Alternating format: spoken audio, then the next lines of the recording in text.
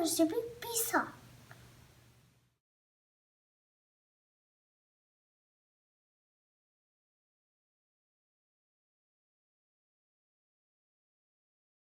தேவையான பொருட்கள் 1.25 கப் மைதா,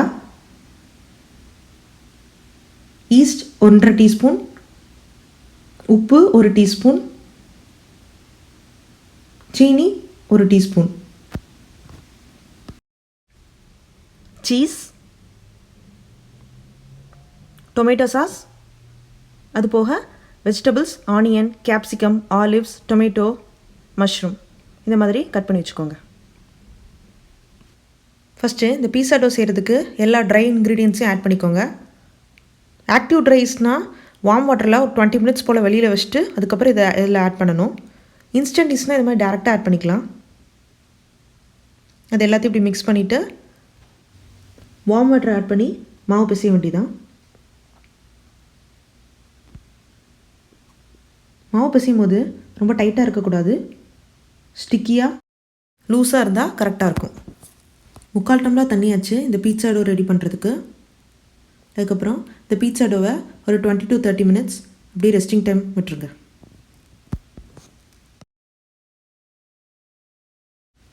12 inch pan எடுத்திருக்கேன். 30 மினிட்ஸ்க்கு அப்புறம் பீட்சா டோ நல்லா ரைஸ் ஆகிருக்கும்.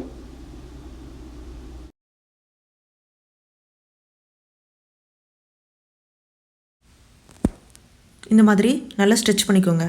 மாவு ரொம்ப சாஃப்டாக இருக்கனால ஈஸியாக இருக்கும் ஸ்ட்ரெச் பண்ணுறதுக்கு. அந்த பேனோட எண்டு வரைக்கும் இந்த மாதிரி பண்ணிக்கோங்க. அதுக்கப்புறம் ஒரு ஃபோக் எடுத்து ஹோல்ஸ் இதில் மேக் பண்ணிக்கோங்க.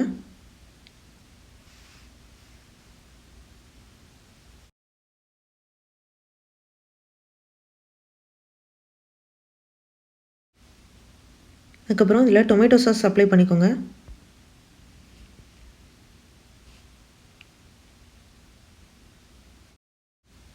இதுக்கு மேலே சீஸ் போடலாம் விருப்பம் இருந்தால். அப்புறம் கட் பண்ணி வச்சுருக்க வெஜிடபிள்ஸ் எல்லாத்தையும் ஒன்று ஒன்றா போட வேண்டியதான்.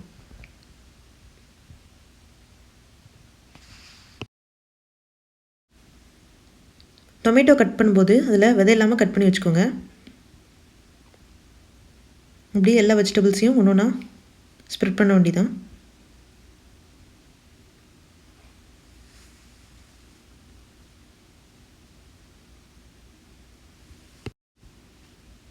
பீட்சாக்கு எல்லா டாப்பிக்ஸும் போட்டு முடிச்சாச்சு.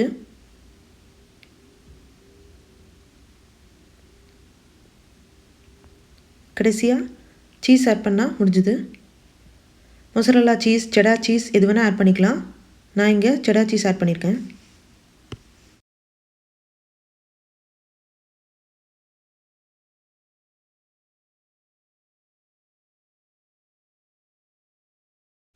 பேக்கிங் அவனில் 375 degrees Fahrenheit இல்லைனா 190 degrees Celsiusல ப்ரீ ஹீட் பண்ணிக்கோங்க.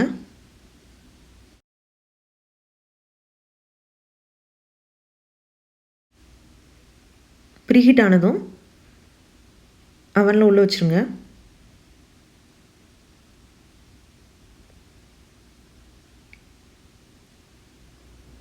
கிச்சன் டைமரில் 25 மினிட்ஸ் செட் பண்ணி ஸ்டார்ட் பண்ணிக்கோங்க.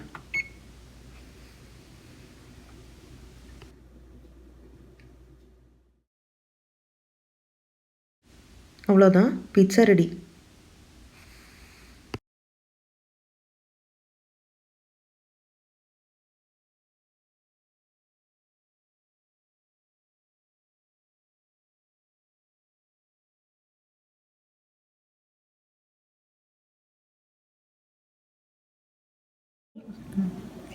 எப்போ டேஸ்ட் பண்ணி பாரு.